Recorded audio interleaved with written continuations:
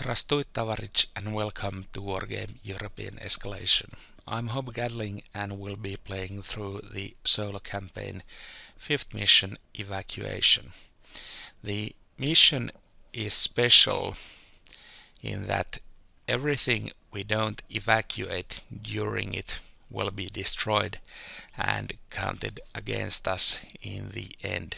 So, while I would love to unlock T-34s, ZSU-23 for Afghanskis and other really nice special units, especially the BM-27 Uragan rocket launcher systems, I can't, because if I do, I won't have enough time to rescue the troops I already have.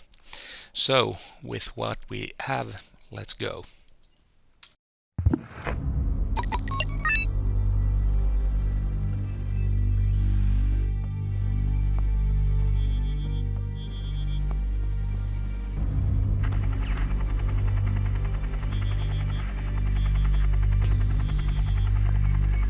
U.S. Special Forces and the French Force d'Action Rapide have surrounded the 6th Guards Armored Division, cutting its line of communication. The latter has no hope of help from Soviet troops in Poland, which are already engaged against the rebels' last pockets of resistance. It can't retreat, nor can it stick around to be crushed. There's only one way out of this. It must cut its way forward and link up with the CGV troops near Yichin. NATO would expect that.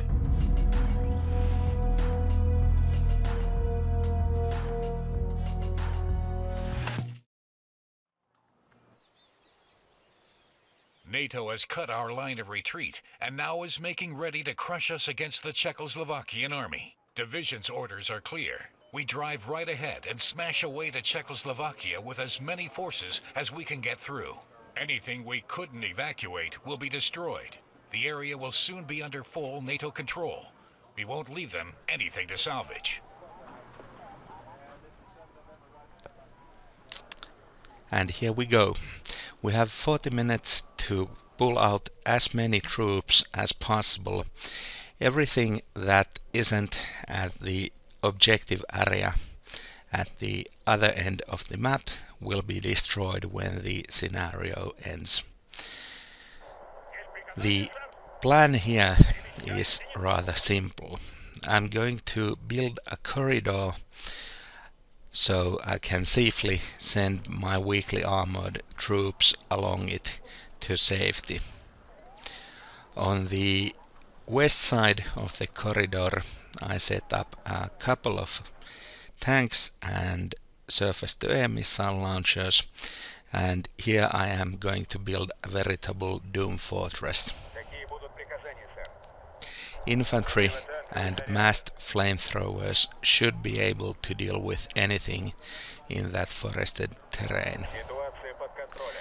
I'm also going to send a lone CV at Fedor right at the outset of the fight. It's a bit of an risk if an enemy helicopter strays too close. The CV is certainly dead, but I need as many points as possible to get as many troops as possible to safety.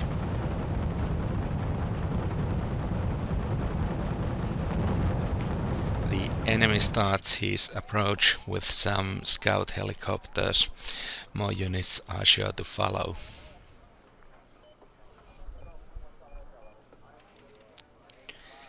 And the second part of my Doom Fortress near Leonid is on the way. I can't afford more flamethrowers just yet, so infantry will have to deal with whatever comes close. But I don't think that's going to be a problem. The BTR-70 Zalos are a prototype unit. Built on the BTR-70 APC, a good gun and an excellent fire control system. That particular unit is really dangerous against light vehicles. If I'd known it was there, I wouldn't have sent my BMPs first, but I didn't, and I don't have enough time to scout properly. I'll have to take some losses while sending the troops to hold my flank.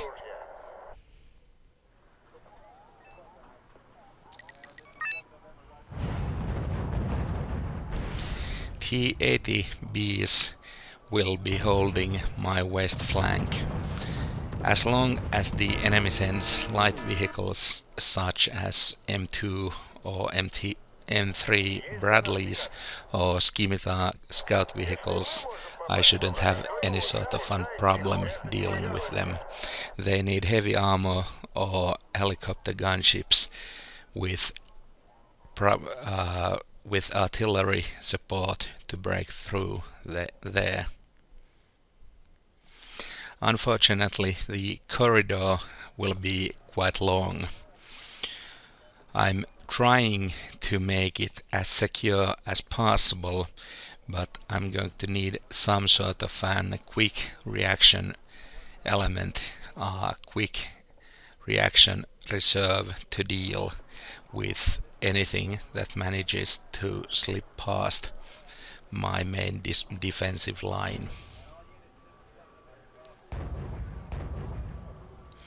I can only afford to send one T-64 tank to Fedor. That's not much, but it should be enough to convince any light scout vehicles from attacking my CV.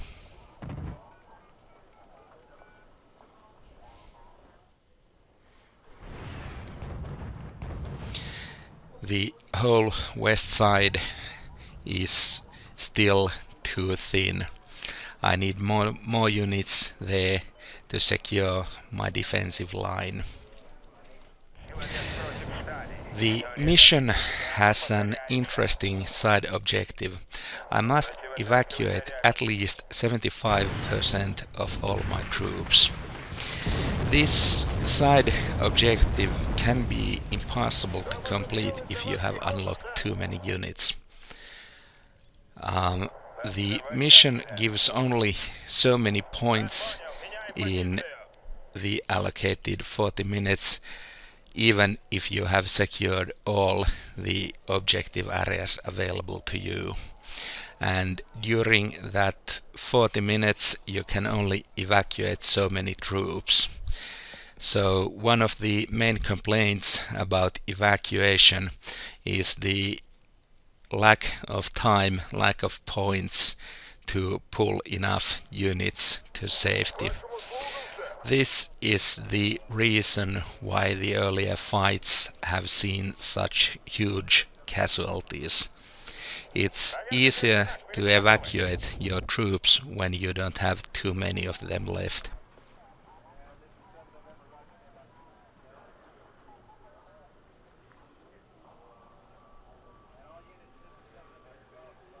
All quiet on the Western Front.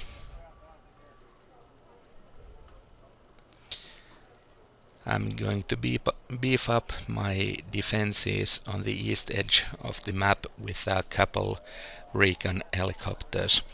They have very good optics, so I can afford to keep them quite far away from the fight. Also, I prefer to have recon helos here because I can keep them safely behind friendly lines and keep them at location up until the very last minutes of the fight. Helicopters are quick enough to reach the evacuation zone in just a minute or so.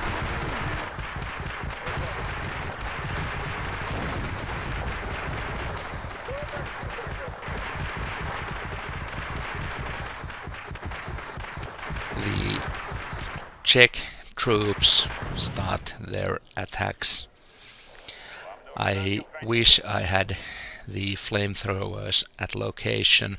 Still, one flamethrower is better than no flamethrowers, and the infantry should perish in the flames quickly.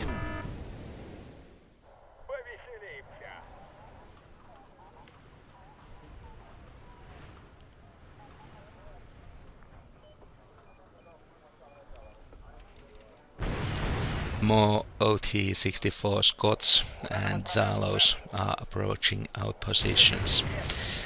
I'm not worried. The defensive line I set up in the forest should be strong and able to handle everything they send at us. The main problem in this sort of defensive line is that it's rather vulnerable if something goes wrong. So I'm beefing it up with as many supply vehicles as I possibly can. The infantry otherwise tends to die rather quickly, or even if they don't die, at least they'll run out of anti-tank weapons quickly enough. And anti-tank weapons will be key in holding our positions south of Leonid.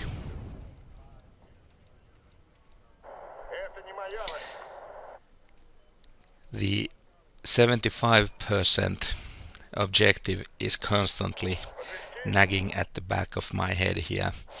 While the infantry is powerful, it's also pretty vulnerable even in the forests, so I can't afford to take too many casualties. Fortunately, the crash survivors were pretty close and no enemies were approaching them.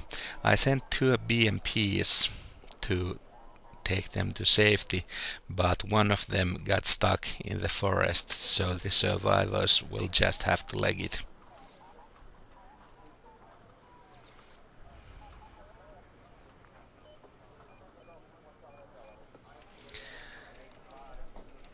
I'm not going to send any troops to Ivan just yet. While I could start sending forces to the evacuation zone right away, I don't want to. As I'm going to try and rescue as many of my units as possible, I might just as well start with the powerful ones and make them earn their pay. The balancing act between trying to save as many units and committing them to a fight will be a tough one. And here looks like the US Special Forces managed to do a lightning attack and take out my CV. This is bad in many ways.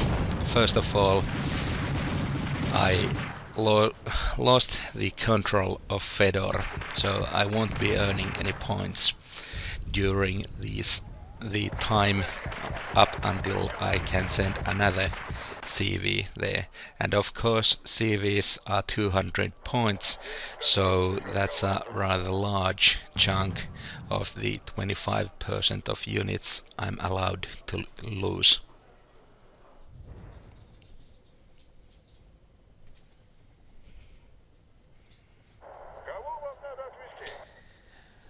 A half platoon of infantry is already down at the Doom Fortress, but it's still plenty powerful. We should be able to hold with what we have there.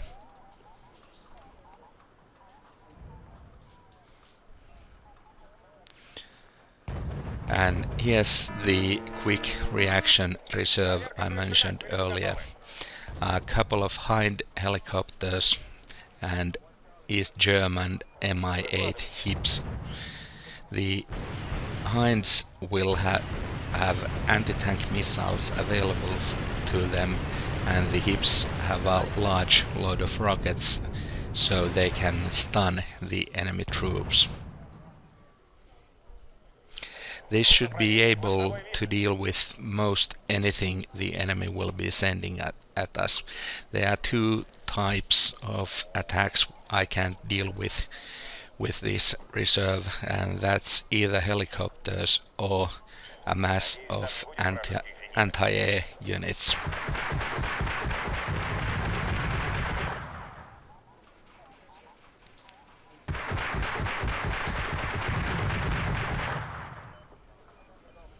Infantry charges at center won't work either. The enemy would have to make a massed armored assault to have any real chances of pushing through. Since I still have access to my excellent peon guns, I might as well call a couple of them out. I have 2 FOBs that will take care of any resupply needs they might have. I'm not going to send any supply trucks back at the FOBs during the whole mission, because I need to evacuate as many units as possible. I might just as well send the empty trucks straight away to Ivan and call in new ones as soon as they are needed.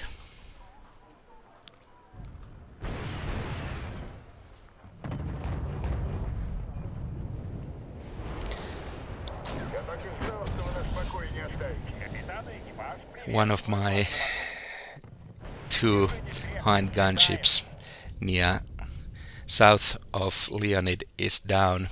They were landed to resupply, and while they are landed, the tanks can shoot with their main guns at them. If I had parked the helicopters above the forest, there wouldn't have been any sort of fun problem, but c'est la guerre.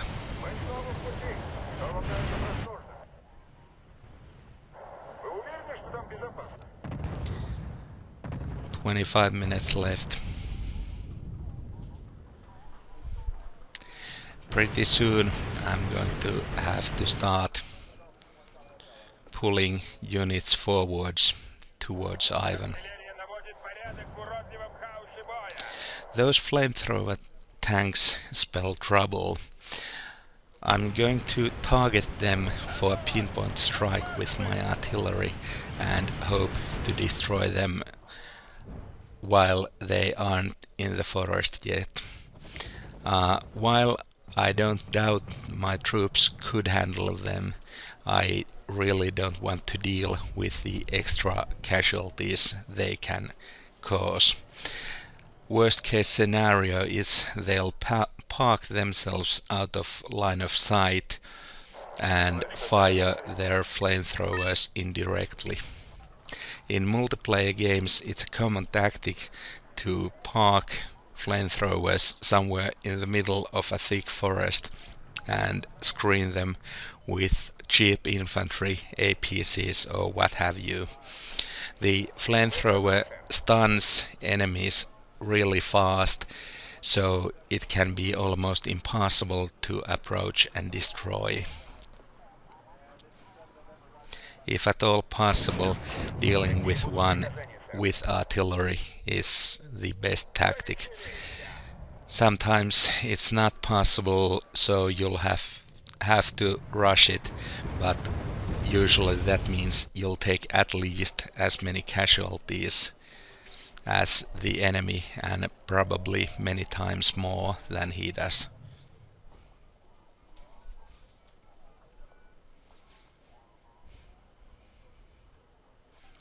More M2 Bradleys. The Bradleys in open range would be problematic for us if they had good scouting with them. The TOW anti-tank missile is a powerful, accurate weapon that can be a serious threat to my tanks.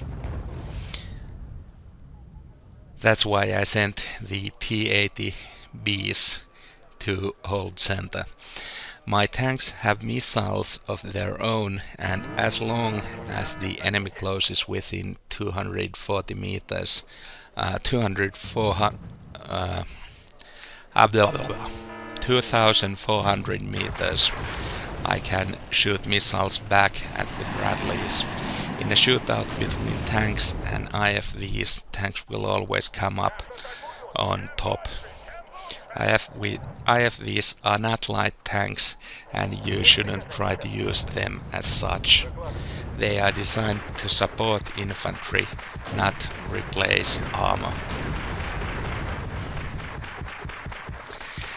And this is exactly the sort of fun bypass I was afraid of. I didn't have quite enough time to complete my anti-air coverage of the west side, so the enemy manages to punch through with some Gazelle helicopters. To make matters worse, those are the ATGM vehicles, so they'll pose a threat to any vehicle I have near Leonid.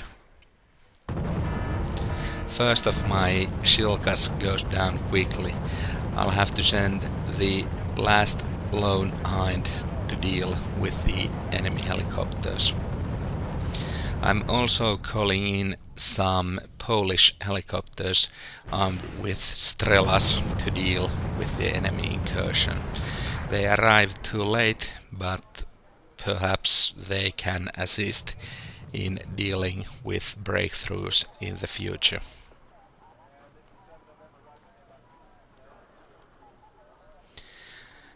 I'm hitting the halfway point of the battle now, so I need to start sending units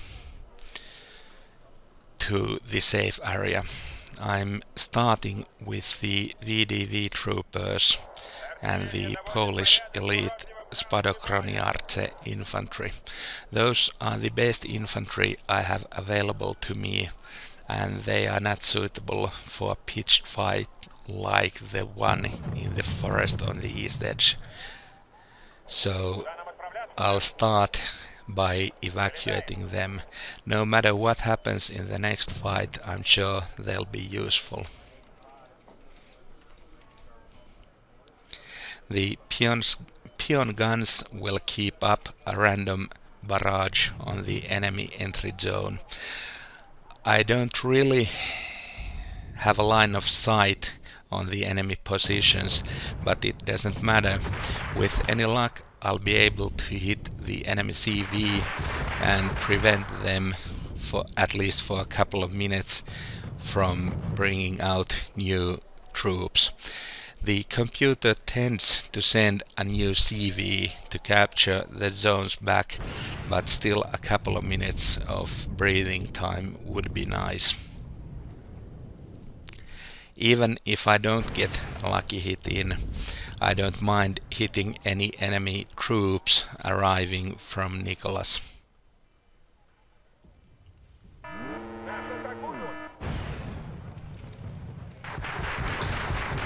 This is the first time I've seen enemy attempt some sort of fun pincer movement.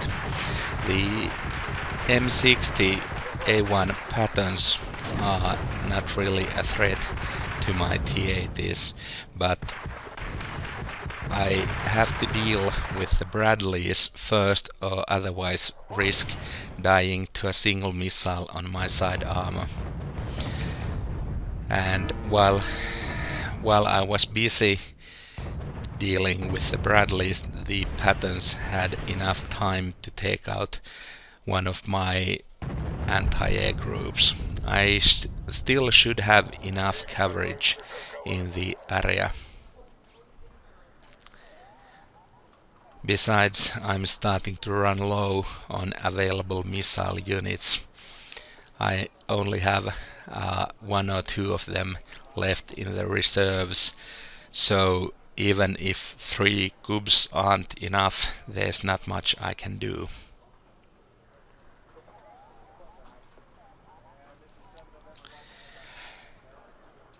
Next up for evacuation, the old T-55, T-62, T-72 tanks. They are slower than T-64s and T-80s, so I'm sending them now. I don't want the roads to be clogged with older vehicles, especially if I have to fight while the evacuation is going on. It's better to try and send the old vehicles first. The last remaining forces I have will have to deal with the enemy as they come. There's a possibility I may have to leave some troops behind to act as a rear guard. I'm hoping it doesn't come to that, but we'll see when we get there. More helicopters. The enemy heavy hogs aren't really a threat against my Kubs and Gnievots anti-air helicopters. Fortunately for the hog, I'm out of anti-air missiles at the moment, so I have to resupply. I'm calling more Polish helicopters in just in case. I'm not going to send them off to be evacuated right away. If the enemy manages to break through somewhere, it's handy to have a small, fast reserve at hand.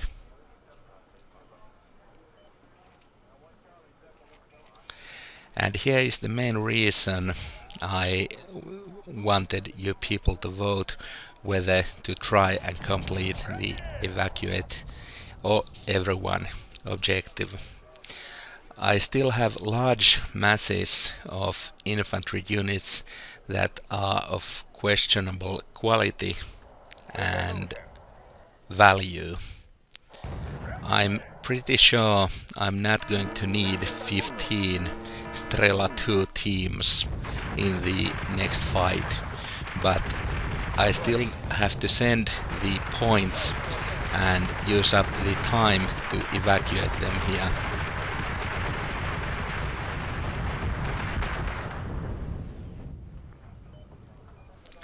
Looks like some French tanks have joined the fight.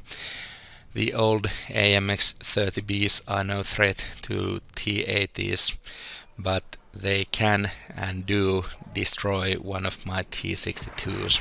The other one is so badly damaged that I won't bother repairing it. I'm just going to send it to evacuation area.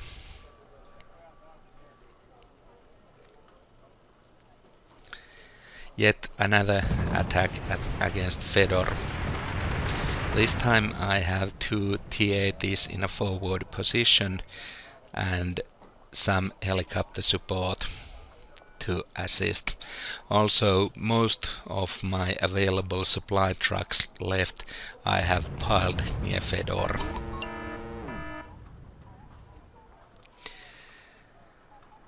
Another stroke of bad luck. I lose the CV again at Fedor.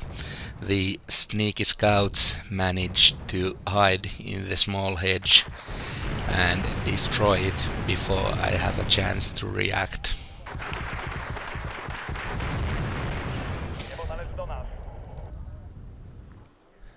I was hoping my own scouts would have detected them soon enough to prevent that kind of a thing from happening, but there's nothing I can do now.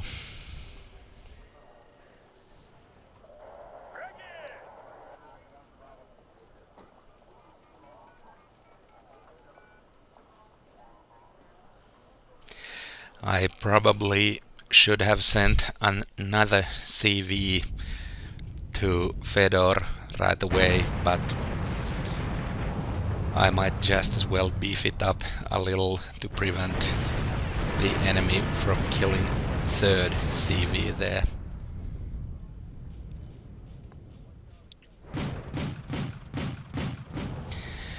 While the enemy attacks at center didn't exactly kill my T-80s, they still managed to panic them and drive them away from their positions.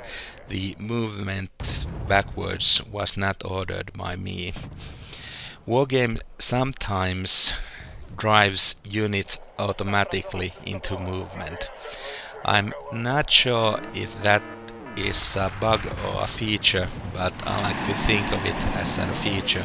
Sometimes troops do stupid things and there's not much you can do about it. You'll just have to be careful and see that if they try to move, you bring them back to good positions as quickly as possible.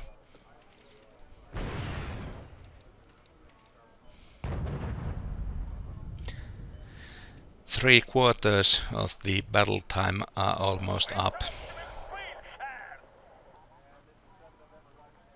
I need to send more units to Ivan. And the problem with evacuation is that I'm going to need good troops, T-80s, T-64s, Cubs, helicopters, elite infantry to fight and win the upcoming scenarios. But at the same time, most of my units are second line troops that occupy most of the 75%. So it's essentially a choice how you want to fight the next fight, and you have to make it here on the fly.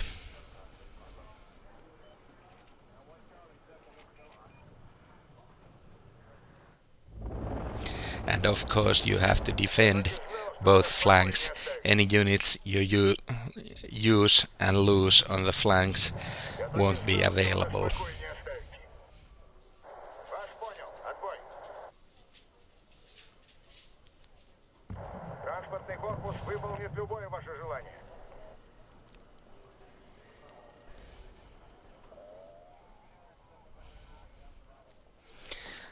Looks like the peons scored some near misses on the AMX-10 piece there. No dead ones, but I'll take even a glancing hit and some damage. The first FOB is empty. I'll relocate the artillery.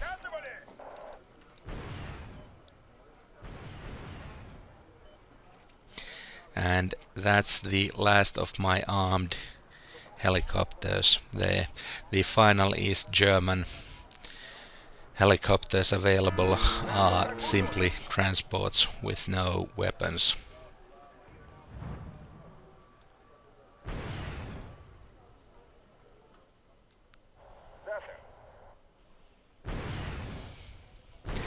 The FOB at center is empty now.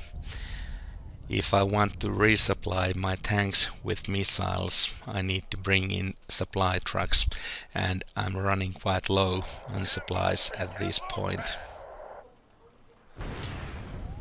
If they run out of missiles, I'll have to think about what I want to do with the tanks. Maybe I could pull back a little bit to a more covered position, force the enemy forces to approach closer so that they won't be able to utilize their good ATGMs.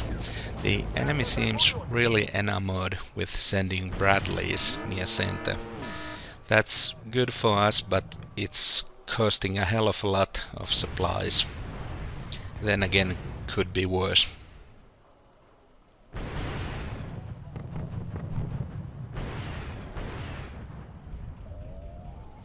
Another pinpoint target for my artillery is the cluster of Pragas here.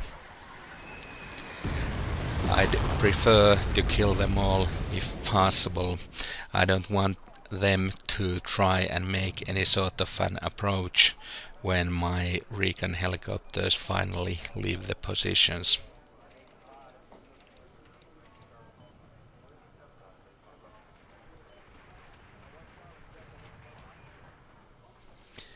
And that should be the last of my Strela teams. Then I'm going to pull out the last of my Motostrelkis and start working on the Fagot teams. The anti-tank missile teams are slightly more useful. I'm expecting we'll meet a lot of tanks in the next fight. The scenarios have sent more and more NATO units against us. The good heavy NATO tanks can't be far behind. Thus far we've only really seen second line Soviet equipment and some light NATO vehicles and helicopters. While that's good, I don't think our luck can hold forever. So it's important to have enough anti-tank capability with us.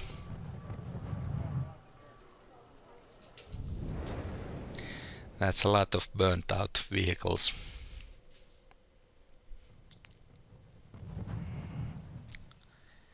What a scenic view.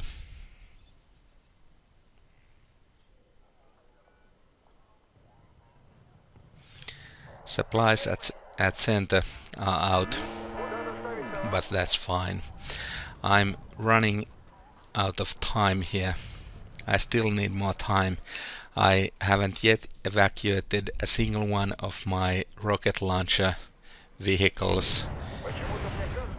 I would like to evacuate a couple CVs. Now it's time for some hard choices. The unarmed transports are cheap, so in they come. I'm going to need some scouts. I've almost forgotten about scouts up until this point, and trying to fight against the NATO top of the line equipment without scouts is practically suicidal. The NATO units in the game are modeled to have good ranges and usually better stabilizers than the equivalent Warsaw Pact forces. That means that as much as possible the NATO player wants to force a running battle. As long as the NATO tanks and the Warsaw Pact tanks both are on the move, the fight is advantageous for NATO units. Warsaw Pact, on the other hand, wants to make things static. The tanks are well armored and have powerful but inaccurate guns. Stabilizers are worse, but artillery compensates with its sheer firepower.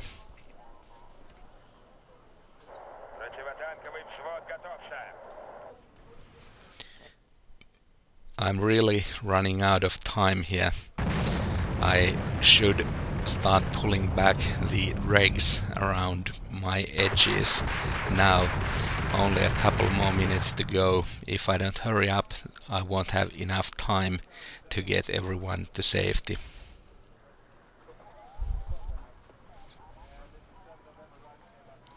I need more time.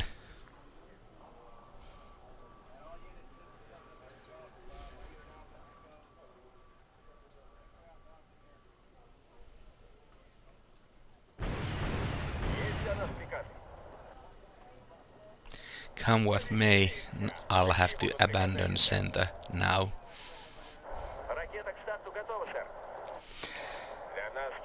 This is a large hole in my lines.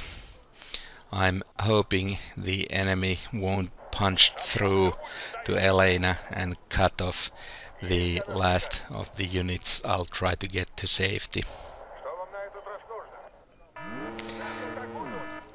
I'm also starting to evacuate Leonid and the east edges of my defenses.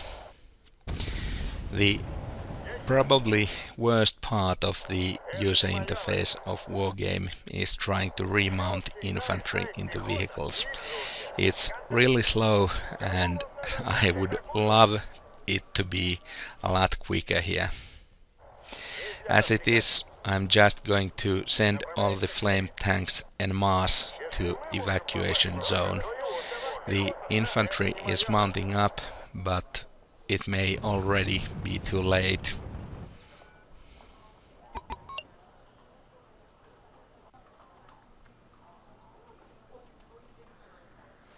Two minutes to go, and I still have a large amount of units near Fedor.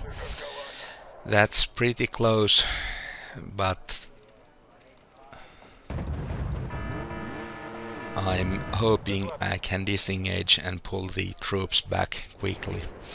Two of my BMP-1s are down. There's nothing I can do for the motostrelkis here. I'll spread them around and let them act as a rear guard element. I still have time for one more recon helicopter to maybe reach the evacuation zone. Whatever isn't already moving towards evacuation should really start going now.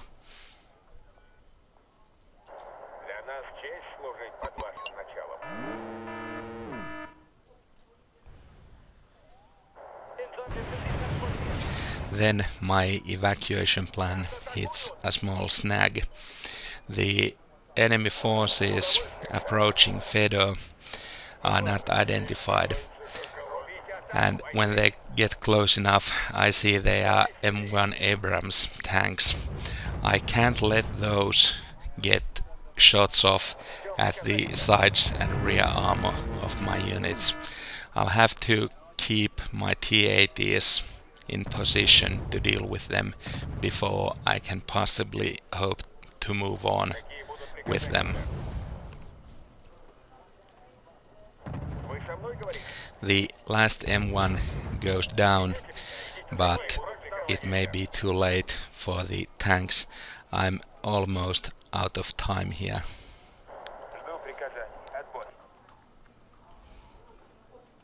Less than half a minute to go, and the roads are still clogged with fleeing vehicles.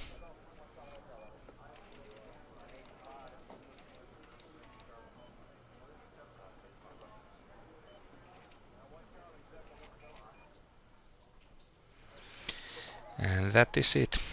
We managed to rescue most of our troops, but a lot of them get left behind. Reinforced by the 6th Guards Motorized Division, the Soviet CGF was able to hold its ground near Yichin.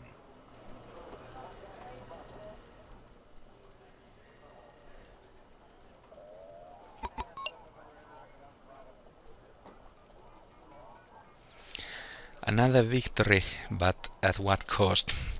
We lost a lot of T-80B tanks that didn't make it in time. We lost most of our T-64B tanks. We lost quite a lot of our engineering flamethrower tanks. I would say around half. The kill lists once again are handsome, but they don't really matter here. Everything that got left behind is destroyed.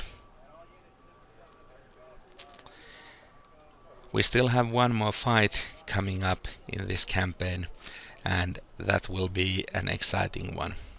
This is Hob Gadling signing out. Peace.